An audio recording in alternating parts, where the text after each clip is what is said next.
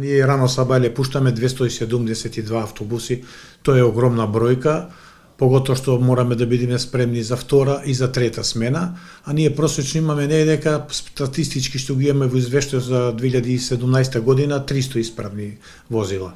Така да овој недостаток некогаш од возилата Ютон клас, кои луѓето ги викаат нови, а веќе ја не знам што значи ново, да е 8 години старо возило, таму каде што имаме проблеми мораме да ги уклучиме старите возила Санос.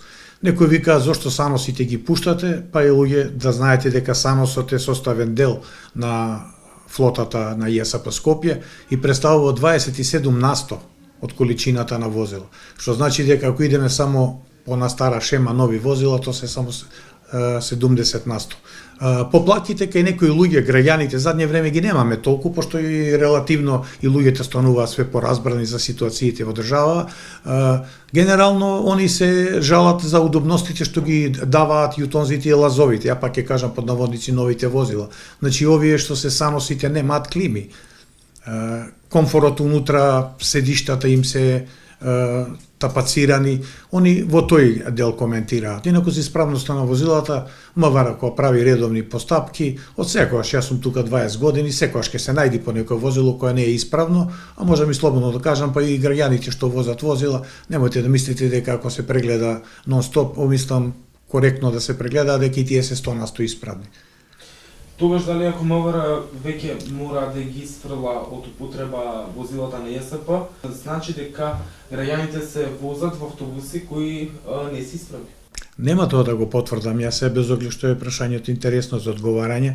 Значи, сите возила што излегуваат од кругот на ЈСП Скопје, тие после редовната поправка се проверуваат. Автобусите се поплавуваат, па било тоа тие пред 7 години или па тие... Јас сум и за ова прашање многу благодарен, затоа што се работи за провокативни причини и се работи за енормна количина на Facebook профили кои се занимаваат со таа проблематика.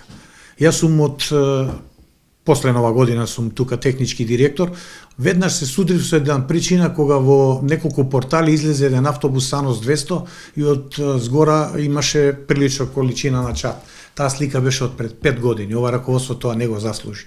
Исто така имаше некои, најверојатно се работи некои Facebook мањаци, кои покажа едно лазово возило во кое беше скоро празно, протекуваше, а жена внатре седеше со чадор. Таа е слика пред 6 години направена.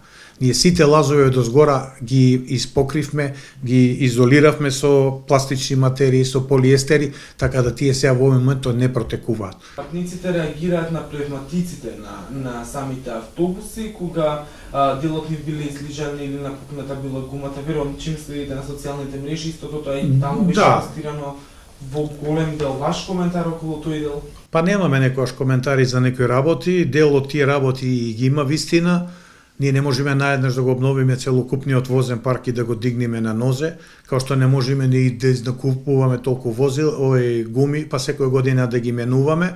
Зависи од квалитетот на гумите што се појавува на тендерот. Сами треба да знаете дека у Македонија веќе задните неколку години екзистира само критериумот најниска цена. Ако сакате најниска цена, тогаш добивате сигурно некои гуми кои имаат и полош квалитет. Ја повторувам, во текот на возењето може да се случат разни аномалии.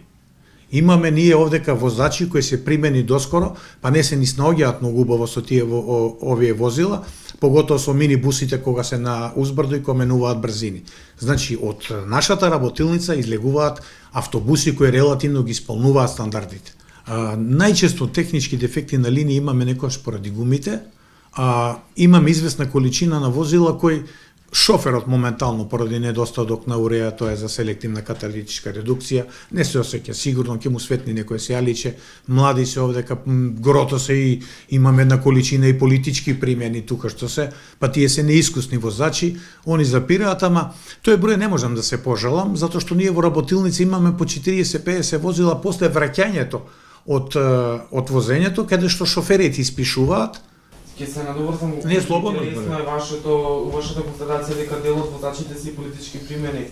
Нормалното се и дека да не се лажиме тука, дека во Македонија сите деца што ги примаат, дека се тоа екстра квалитетни, значи има, преку партии ги примеле, сега тука останале, тоа искуство не може да го надокнадат како што го имаат искусните возачи што се и тука Скопје и во Белград. Исто така нас овдека не напуштија 15 возачи, во јавноста процуре веста дека имало 600. Истиот проблем го има и Белград, кој размислуваат се да внесуваат од Пакистан и од Индија возачи. Затоа ќе се надоврзам, како ја да се чувствувам сигурно во тој автобус каде што мене ме вози некој млад и неискусен шофер кој е политички примен на работа, не според неговите квалификации и квалитет.